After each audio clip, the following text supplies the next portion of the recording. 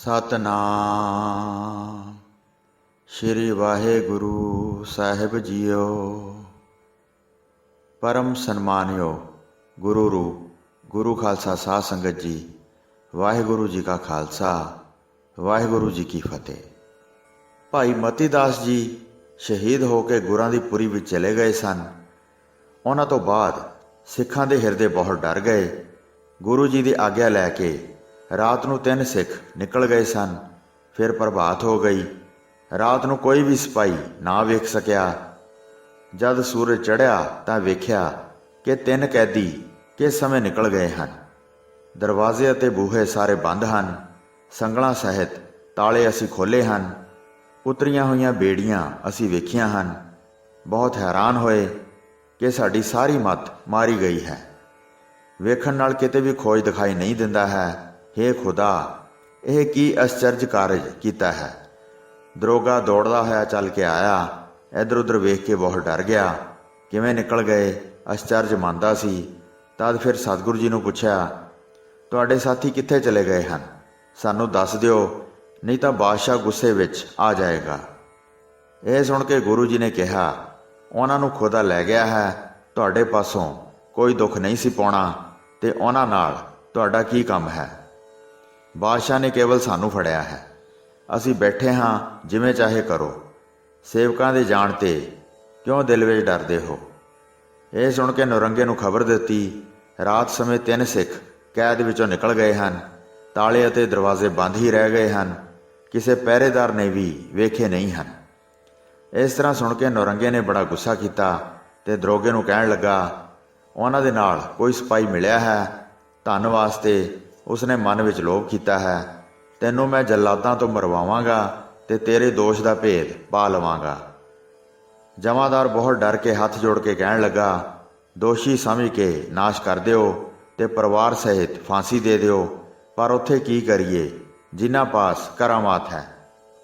ਇਹ ਸੁਣ ਕੇ ਨੌਰੰਗਾ ਬਹੁਤ ਗੁੱਸੇ ਵਿੱਚ ਆ ਗਿਆ ਤੇ ਕਹਿਣ ਲੱਗਾ, ਇੱਕ ਮਜ਼ਬੂਤ ਲੋਹੇ ਦਾ ਪਿੰਜਰਾ ਲਵੋ ਤੇ ਉਸ ਦੇ ਵਿੱਚ ਹਿੰਦੂਆਂ ਦੇ ਗੁਰੂ ਨੂੰ ਬਿਠਾਓ ਤੇ ਸੰਗਲ ਮਾਰ ਕੇ ਤਾਲੇ ਲਾ ਦਿਓ। ਚੌਕਸ ਖੜੇ ਰਹਿ ਕੇ ਉਸ ਨੂੰ ਤੰਗ ਕਰੋ ਅਤੇ 8 ਪਹਿਰ ਆਪਣੀ ਦ੍ਰਿਸ਼ਟੀ ਵਿੱਚ ਰੱਖੋ। ਐਸਾ ਨਾ ਹੋਵੇ ਕਿ ਨਿਕਲ ਕੇ ਚਲੇ ਜਾਣ। ਇਸ ਤੋਂ ਬਗੈਰ ਜੱਗ ਵਿੱਚ ਸ਼ਰ੍ਹਾ ਨਹੀਂ ਚੱਲੇਗੀ। ਇੱਕ ਉਮਰਾਵ ਨੂੰ ਉਸ ਦੇ ਨਾਲ ਭੇਜ ਦਿੱਤਾ। ਉਹ ਗੁਰੂ ਜੀ ਦੇ ਪਾਸ ਆ ਕੇ ਕਹਿਣ ਲੱਗਾ, ਕਿਉਂ ਬਾਦਸ਼ਾਹ ਦੇ ਨਾਲ ਹੱਠ ਧਾਰਨ ਕਰਦੇ ਹੋ? ਜਿਹੜਾ ਵੱਡਾ ਹੱਠੀ ਸਾਰੇ ਜਗਤ ਦਾ ਮਾਲਕ ਹੈ, ਸ਼ਰ੍ਹਾ ਨੂੰ ਮੰਨੋ, ਉਹ ਵਡਿਆਈ ਦੇਵੇਗਾ, ਨਹੀਂ ਤਾਂ ਤੁਹਾਨੂੰ ਪਿੰਜਰੇ ਵਿੱਚ ਪਾ ਦੇਵੇਗਾ। ਇਹ ਸੁਣ ਕੇ ਗੁਰੂ ਜੀ ਨੇ ਕਿਹਾ, ਜਿਸ ਜਿਸ ਦਾ ਜਿਹੜਾ ਧਰਮ ਹੈ ਉਹ ਧਰਮ ਉਸ ਨੂੰ ਪਿਆਰਾ ਹੈ, ਉਹ ਉਸ ਧਰਮ ਨੂੰ ਨਿਭਾਉਂਦਾ ਹੈ। ਅਸੀਂ ਤਾਂ ਕਦੀ ਵੀ ਇਸ ਨੂੰ ਨਹੀਂ ਮੰਨਾਂਗੇ। ਜਿਵੇਂ ਵੀ ਉਹ ਕਰਦਾ ਹੈ ਉਸ ਨੂੰ ਕਰਨ ਦਿਓ। ਤੁਰਕਾਂ ਦੇ ਤੇਜ ਦਾ ਹੁਣ ਅੰਤ ਆ ਗਿਆ ਹੈ, ਜਿਸ ਕਰਕੇ ਐਸਾ ਕਰਨ ਵਾਸਤੇ ਉਸ ਦੇ ਮਨ ਨੂੰ ਭਰਮਾਇਆ ਹੈ। ਤੁਹਾਡੀ ਨੀਂਹ ਦੀਆਂ ਜੜ੍ਹਾਂ ਪੁੱਟ ਕੇ ਖਾਰੇ ਸਾਗਰ ਵਿੱਚ ਸੁੱਟ ਦਿਆਂਗੇ। ਫਿਰ ਤੁਹਾਡਾ ਜੱਗ ਵਿੱਚ ਰਾਜ ਨਹੀਂ ਰਹੇਗਾ। ਐਸੀ ਵਿਧੀ ਨਾਲ ਉਸ ਦਾ ਨਾਸ਼ ਕਰਾਂਗੇ। ਇਹ ਸੁਣ ਕੇ ਫਿਰ ਪਿੰਜਰਾ ਮੰਗਵਾਇਆ। ਪੈਰਾਂ ਦੀਆਂ ਜੰਜੀਰਾਂ ਸਹਿਤ ਗੁਰੂ ਜੀ ਨੂੰ ਪਿੰਜਰੇ ਵਿੱਚ ਬਿਠਾ ਦਿੱਤਾ ਤੇ ਸੰਗਲ ਬੰਦ ਕਰਕੇ ਤਾਲਾ ਲਾ ਦਿੱਤਾ।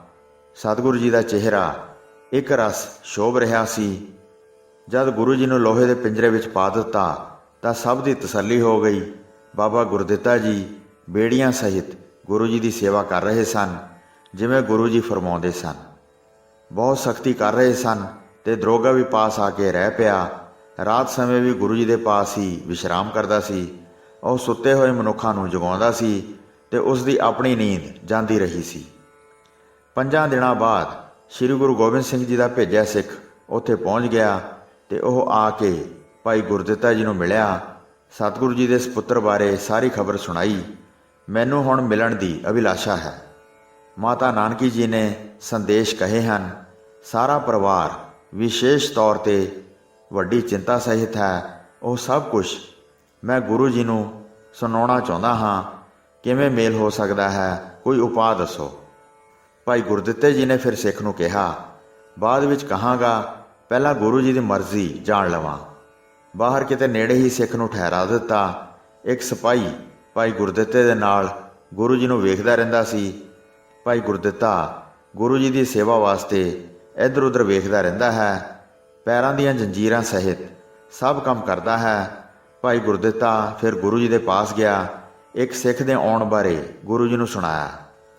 ਗੁਰੂ ਜੀ ਨੇ ਕਿਹਾ, ਉਸ ਨੂੰ ਸਵੇਰੇ ਬੁਲਾਓ, ਉਸ ਦੀ ਸਾਰੀ ਖਬਰ ਸੁਣਾਂਗੇ ਤੇ ਫਿਰ ਆਪਣੀ ਗੱਲ ਉਚਾਰਨ ਕਰਾਂਗੇ। ਉਸ ਨੂੰ ਕਹਿ ਦਿਓ ਕਿ ਉਹ ਆਰਾਮ ਕਰੇ ਤੇ ਨਿਸ਼ਚਿੰਤ ਹੋ ਕੇ ਸਤਨਾਮ ਦਾ ਜਾਪ ਕਰੇ। ਕੁਝ ਸਮੇਂ ਬਾਅਦ ਭਾਈ ਗੁਰਦਿੱਤਾ ਬਾਹਰ ਆਇਆ ਤੇ ਗੁਰੂ ਜੀ ਨੇ ਜੋ ਕਿਹਾ ਸੀ ਉਸ ਸਿੱਖ ਨੂੰ ਸੁਣਾਇਆ। ਫਿਰ ਜਦ ਰਾਤ ਹੋ ਗਈ, ਖੜੇ ਸਿਪਾਹੀ ਉਸ ਸਮੇਂ ਜਾਗ ਰਹੇ ਸਨ। ਜਮਾਦਾਰ ਉਹਨਾਂ ਨੂੰ ਡਰਾ ਕੇ ਜਗਾਉਂਦਾ ਸੀ ਤੇ ਉਹ ਪਿੰਜਰੇ ਦੇ ਵੱਲ ਨਜ਼ਰ ਲਾਈ ਰੱਖਦੇ ਸਨ।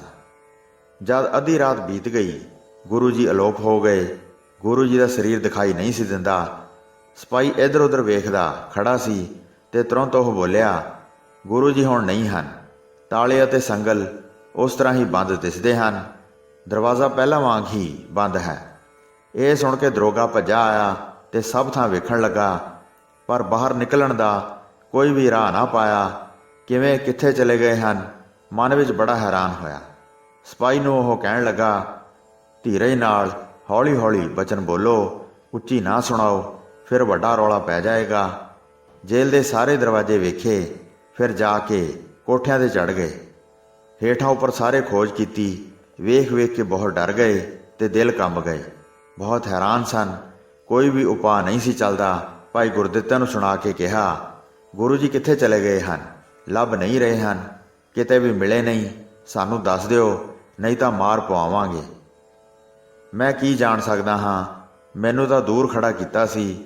ਰਾਤ ਸਮੇਂ ਮੈਨੂੰ ਪਾਸ ਨਹੀਂ ਜਾਣ ਦਿੰਦੇ ਹੋ। ਜਮਾਦਾਰ ਸਹਿਤ ਫਿਰ ਸਾਰੇ ਸਿਪਾਹੀਆਂ ਨੇ ਆਪਣੇ ਮਨ ਵਿੱਚ ਨਿਸ਼ਚਾ ਕੀਤਾ। ਕਾਮਲ ਕਰਾਮਾਤ ਕਰਕੇ ਪਹਿਲਾਂ ਵੀ ਕਈ ਵਾਰੀ ਇਸ ਤਰ੍ਹਾਂ ਚਲੇ ਗਏ ਹਨ। ਇੱਕ ਬੋਲਿਆ, ਪਹਿਲਾਂ ਇਸ ਤਰ੍ਹਾਂ ਨਹੀਂ ਸੀ ਹੁੰਦਾ। ਹੁਣ ਪਿੰਜਰੇ ਵਿੱਚ ਬੈਠ ਕੇ ਦੁੱਖ ਲੱਗਦਾ ਹੈ। ਐਸਾ ਨਾ ਹੋਵੇ ਨਿਕਲ ਕੇ ਕਿਤੇ ਚਲੇ ਜਾਣ। ਜਦ ਉਹ ਆਪ ਵੱਡੇ ਸਮਰੱਥ ਹਨ ਤਾਂ ਐਸੇ ਦੁੱਖ ਕਿਉਂ ਬਰਦਾਸ਼ਤ ਕਰਨਗੇ?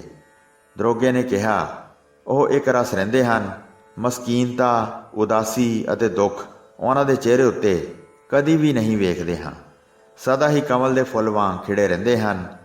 ਕਦੀ ਵੀ ਦੀਨਤਾ ਵਾਲੇ ਬਚਨ ਨਹੀਂ ਬੋਲਦੇ ਹਨ। ਰਾਜੇ ਮਹਾਰਾਜਿਆਂ ਵਾਂਗ ਬੋਲਦੇ ਹਨ।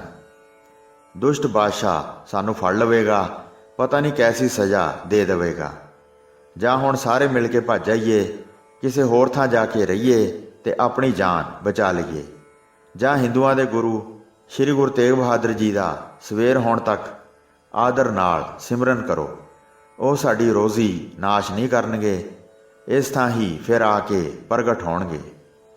ਬਹੁਤ ਦੁਖੀ ਹੋ ਕੇ ਹੈਰਾਨ ਹੋ ਰਹੇ ਸਨ। ਜੇ ਬਾਦਸ਼ਾਹ ਪੁੱਛੇਗਾ ਤਾਂ ਅਸੀਂ ਕੀ ਕਹਾਂਗੇ? ਕਰਾਮਾਤ ਕਰਕੇ ਨਿਕਲ ਗਏ। ਬਾਦਸ਼ਾਹ ਇਹ ਨਹੀਂ ਮੰਨੇਗਾ, ਇਹਨਾਂ ਨੇ ਕੱਢ ਦਿੱਤੇ ਹਨ, ਸਾਨੂੰ ਕਹੇਗਾ। ਚਿੰਤਾ ਨਾਲ ਆਤਰ ਹੋ ਕੇ ਗੁਰੂ ਜੀ ਦੀ ਸੂਰਤ ਨੂੰ ਯਾਦ ਕਰਦੇ ਸਨ। ਕਦੀ ਨਾਮ ਲੈਂਦੇ ਸਨ। ਇਸ ਤਰ੍ਹਾਂ ਮਿਲ ਕੇ ਝੂਰਦੇ ਸਨ। ਸਾਰੇ ਪਿੰਜਰੇ ਦੇ ਪਾਸ ਖੜੇ ਸਨ। ਵਿਚਾਰਦੇ ਸਨ ਕਿ ਨੌਕਰੀ ਕਰਨੀ ਬਹੁਤ ਕਠਿਨ ਹੈ। ਇਸ ਤਰ੍ਹਾਂ ਵੇਖਦਿਆਂ ਸੂਰਜ ਨਿਕਲਣ ਦਾ ਸਮਾਂ ਹੋ ਗਿਆ। ਅਚਾਨਕ ਤਦ ਗੁਰੂ ਜੀ ਦੇ ਦਰਸ਼ਨ ਹੋ ਗਏ। ਪਹਿਲਾਂ ਵਾਂਗ ਪਿੰਜਰੇ ਵਿੱਚ ਕਿਰਪਾ ਨਿਧਾਨ ਗੁਰੂ ਜੀ ਸੁਖ ਸਹਿਤ ਬੈਠੇ ਸਨ। ਸੂਰਜ ਵਾਂਗ ਦਿਖਾਈ ਦੇ ਰਹੇ ਸਨ। ਕਮਲ ਦੇ ਮੁਖ ਵਾਂਗ ਮੁਖੜਾ ਖਿੜਿਆ ਹੋਇਆ ਸੀ। ਧੰਨ ਧੰਨ ਸਾਰਿਆਂ ਨੇ ਕਿਹਾ ਤੇ ਹੱਥ ਜੋੜ ਕੇ ਬੰਦਨਾ ਕੀਤੀ। ਪ੍ਰਸੰਨ ਹੋ ਕੇ ਆਪਣੇ ਆਪਣੇ ਘਰਾਂ ਨੂੰ ਚਲੇ ਗਏ। ਜਮਾਦਾਰ ਨੇ ਦੀਨ ਬਣ ਕੇ ਉਚਾਰਨ ਕੀਤਾ, ਇਸ ਧਰਤੀ ਤੇ ਤੁਹਾਡੀ ਮਹਾਨ ਮਹਿਮਾ ਹੈ। ਮੈਂ ਹੁਣ ਨਿਸ਼ਚੈ ਕਰਕੇ ਹਿਰਦੇ ਵਿੱਚ ਜਾਣਿਆ ਹੈ।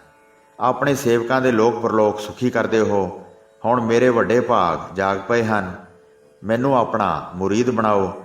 ਨਿਕਲ ਕੇ ਬਾਹਰ ਚੱਲੋ। ਮੈਂ ਆਪ ਜੀ ਦੀ ਸੇਵਾ ਕਰਾਂਗਾ ਤੇ ਸਦਾ ਹੀ ਨਾਲ ਰਹਾਂਗਾ। ਮੇਰੀ ਮਰਜ਼ੀ ਦੇ ਜਿੰਨੇ ਵੀ ਸਿਪਾਹੀ ਹਨ ਨਾਲ ਚੱਲਣਗੇ ਤੇ ਸਦਾ ਤੁਹਾਡੇ ਪਾਸ ਰਹਿਣਗੇ। ਤੁਸੀਂ ਸੰਕਟ ਵਿੱਚ ਪੈ ਕੇ ਕਿਉਂ ਕੈਦ ਸਹਾਰਦੇ ਹੋ? ਦੁਸ਼ਟ ਬਾਦਸ਼ਾਹ ਬੜੇ ਹੱਠ ਵਾਲਾ ਹੈ। ਜਗ ਤੇ ਸਾਡਾ ਉਧਾਰ ਕਰੋ। ਇਹ ਸ਼ੁਭ ਸਲਾਹ ਹਿਰਦੇ ਵਿੱਚੋਂ ਨਾ ਟਾਲੋ। ਦਰੋਗੇ ਪਾਸੋਂ ਇਸ ਤਰ੍ਹਾਂ ਸੁਣ ਕੇ ਗੁਰੂ ਜੀ ਬਹੁਤ ਹੱਸੇ ਤੇ ਮੁਖ ਤੋਂ ਮੁਸਕਰਾ ਕੇ ਇਸ ਤਰ੍ਹਾਂ ਕਿਹਾ, ਤੂੰ ਹਿਰਦੇ ਵਿੱਚ ਸ਼ਰਧਾ ਧਾਰਨ ਕੀਤੀ ਹੈ। ਬਾਦਸ਼ਾਹ ਜਿਹੜਾ ਮਾੜੀ ਮੱਤ ਵਾਲਾ ਹੈ, ਉਸ ਦੀ ਦੁਰਮਤ ਤੂੰ ਆਪਣੇ ਵਿੱਚੋਂ ਦੂਰ ਕਰ ਦਿੱਤੀ ਹੈ। ਇਸ ਦੇ ਫਲ ਵਜੋਂ ਵੱਡਾ ਸੁੱਖ ਪ੍ਰਾਪਤ ਕਰੇਗਾ ਤੇ ਅੱਗੇ ਤੇਰਾ ਵੰਸ਼ ਬਹੁਤ ਵਧੇਗਾ। ਆਪਣੇ ਆਸ਼ੇ ਅਸੀਂ ਤੈਨੂੰ ਸੁਣਾਉਂਦੇ ਹਾਂ। ਬਾਦਸ਼ਾਹ ਦੇ ਸਿਰ ਦੋਸ਼ ਚੜਾਵਾਂਗੇ ਤੁਰਕਾਂ ਦੇ ਸਾਰੇ ਤੇਜ ਨੂੰ ਖਤਮ ਕਰ ਦਿਆਂਗੇ। ਜਿਵੇਂ ਅੱਗ ਉੱਤੇ ਪਾਰਾ ਨਹੀਂ ਠਹਿਰਦਾ ਹੈ, ਜੇ ਅਸੀਂ ਕਿਧਰੇ ਜਾਣ ਵਾਸਤੇ ਛੁਟਕਾਰਾ ਚਾਹੁੰਦੇ ਤਾਂ ਫਿਰ ਆਪ ਆ ਕੇ ਕੈਦ ਵਿੱਚ ਕਿਉਂ ਪੈਂਦੇ। ਸ੍ਰੀ ਗੁਰੂ ਨਾਨਕ ਦੇਵ ਜੀ ਦਾ ਇਹਨਾਂ ਮੁਗਲਾਂ ਨੂੰ ਵਰ ਹੋਇਆ ਹੈ ਤੇ ਜਗਤ ਦਾ ਰਾਜ ਬਾਬਰ ਨੇ ਉਹਨਾਂ ਪਾਸੋਂ ਲਿਆ ਹੈ। ਸਾਰੇ ਗੁਰੂ ਜੀ ਦੇ ਬਚਨ ਅਟਲ ਹਨ, ਜਿਵੇਂ ਹਵਾ ਨਾਲ ਸੁਮੇਰ ਪਰਬਤ ਨਹੀਂ ਹਿਲਦਾ ਹੈ। ਮੇਰਾ ਪੁਸ਼ਤਾਂ ਤੱਕ ਰਾਜ ਰਹੇ। ਜਦ ਇਹ ਵਰ ਬਾਬਰ ਨੇ ਮੰਗਿਆ ਸੀ, ਤਦ ਕਿਰਪਾ ਨਿਧਾਨ ਸ੍ਰੀ ਗੁਰੂ ਨਾਨਕ ਦੇਵ ਜੀ ਨੇ ਇਸ ਤਰ੍ਹਾਂ ਬਚਨ ਕੀਤਾ ਸੀ, ਤੇਰੀ ਕੁਲ ਵਿੱਚ ਜਦ ਅਨਿਆਏ ਆ ਜਾਵੇਗਾ, ਤਦ ਝੂਠਾ ਕਰਕੇ ਆ ਕੇ ਰਾਜ ਖੋਹ ਲਵਾਂਗੇ। ਹੁਣ ਇਸ ਨੇ ਜਗਤ ਨੂੰ ਬਹੁਤ ਦੁਖੀ ਕੀਤਾ ਹੈ ਤੇ ਹਿੰਦੂਆਂ ਨੂੰ ਧਰਮ ਰਹਿਤ ਕਰਨਾ ਚਾਹੁੰਦਾ ਹੈ। ਸੰਤ ਜਿਹੜੇ ਅਨੇਕਾਂ ਮਤਾਂ ਦੇ ਹਨ, ਉਹਨਾਂ ਦੇ ਇਸ ਨੇ ਪ੍ਰਾਣ ਨਾਸ਼ ਕਰ ਦਿੱਤੇ ਹਨ। ਬਹੁਤ ਤੁਰਕ ਜਿਹੜੇ ਉੱਚ ਕੋਟੀ ਦੇ ਦਰਵੇਸ਼ ਸਨ, ਇਸ ਨੇ ਉਹਨਾਂ ਨੂੰ ਬਹੁਤ ਕਸ਼ਟ ਦੇ ਕੇ ਮਾਰ ਦਿੱਤਾ ਹੈ। ਸ੍ਰੀ ਗੁਰੂ ਨਾਨਕ ਦੇਵ ਜੀ ਦੇ ਵਰ ਨੂੰ ਜਾਣੋ, ਇਸ ਨੂੰ ਕੋਈ ਵੀ ਨਾਸ਼ ਨਹੀਂ ਕਰ ਸਕਦਾ। ਹਿੰਦੂ ਤੁਰਕ ਕਮਲ ਦੇ ਫੁੱਲ ਵਾਂਗ ਹਨ, ਜਿਹੜੇ ਸਾਰੇ ਰਾਤ ਦੇ ਚੰਦ ਨੂੰ ਵੇਖ ਕੇ ਦੁਖੀ ਹੁੰਦੇ ਹਨ। ਆਪਣਾ ਸਿਰ ਦੇ ਕੇ ਇਸ ਨੂੰ ਅਪਰਾਧੀ ਬਣਾਵਾਂਗਾ ਤੇ ਸਾਰੇ ਜਗਤ ਦੇ ਰੋਗ ਵਰਗੇ ਨੌਰੰਗੇ ਨੂੰ ਮਾਰਾਂਗਾ। ਸ਼ਰਧਾ ਭਾਵਨਾ ਸਹਿਤ ਤੈਨੂੰ ਜਾਣਿਆ ਹੈ, ਇਸ ਕਰਕੇ ਅਸੀਂ ਭੇਦ ਦੀ ਗੱਲ ਤੈਨੂੰ ਦੱਸੀ ਹੈ। ਵੇਖਦੇ ਰਹੋ ਜਿਵੇਂ ਹੁਣ ਹੁੰਦਾ ਹੈ, ਤੁਰਕ ਦੇ ਘਰੋਂ ਸਾਰਾ ਰਾਜ ਖੋਹ ਲਵਾਂਗੇ। ਦਰੋਗਾ ਗੁਰੂ ਜੀ ਦੇ ਬਚਨ ਸੁਣ ਕੇ ਸਾਰੇ ਭੇਦ ਨੂੰ ਜਾਣ ਗਿਆ ਤੇ ਉਸਨੇ ਗੁਰੂ ਜੀ ਨੂੰ ਬੰਦਨਾ ਕੀਤੀ। ਕਹਿਣ ਲੱਗਾ, ਹੇ ਸਤਿਗੁਰੂ ਜੀ, ਤੁਸੀਂ ਸਭ ਵਿਧੀਆਂ ਨਾਲ ਸਮਰੱਥ ਹੋ। ਇਸ ਜੱਗ ਵਿੱਚ ਛੱਡਣਾ ਛਡਾਉਣਾ ਸਭ ਆਪ ਜੀ ਦੇ ਹੱਥ ਵਿੱਚ ਹੈ। ਅਸੀਂ ਸ਼ਕਤੀਹੀਨ ਕੀ ਕਹਿ ਸਕਦੇ ਹਾਂ, ਤੁਸੀਂ ਭੂਤ ਭਵਿੱਖ ਜਾਣਨ ਵਿੱਚ ਨਿਪੁੰਨ ਹੋ। ਕਹਿੰਦਿਆਂ ਸੁਣਦਿਆਂ ਜਦ ਸਵੇਰ ਹੋ ਗਈ ਤਾਂ ਸਾਰਿਆਂ ਦੀ ਡਰ ਰੂਪੀ ਛਾਤੀ ਦੀ ਧੜਕਨ ਖਤਮ ਹੋ ਗਈ। ਫਿਰ ਸ੍ਰੀ ਗੁਰੂ ਤੇਗ ਬਹਾਦਰ ਜੀ ਨੇ ਕਿਹਾ, ਸਾਡਾ ਇੱਕ ਸਿੱਖ ਬਾਹਰ ਰਹਿ ਗਿਆ ਹੈ, ਉਸ ਨੂੰ ਬੁਲਾ ਕੇ ਹੁਣ ਸਾਡੇ ਪਾਸ ਲਿਆਓ। ਸਾਡੇ ਵਾਲੇ ਪਾਸੇ ਤੋਂ ਹੁਣ ਨਿਸ਼ਚਿੰਤ ਰਹਿ ਕੇ ਪ੍ਰਵਾਸਾ ਕਰੋ।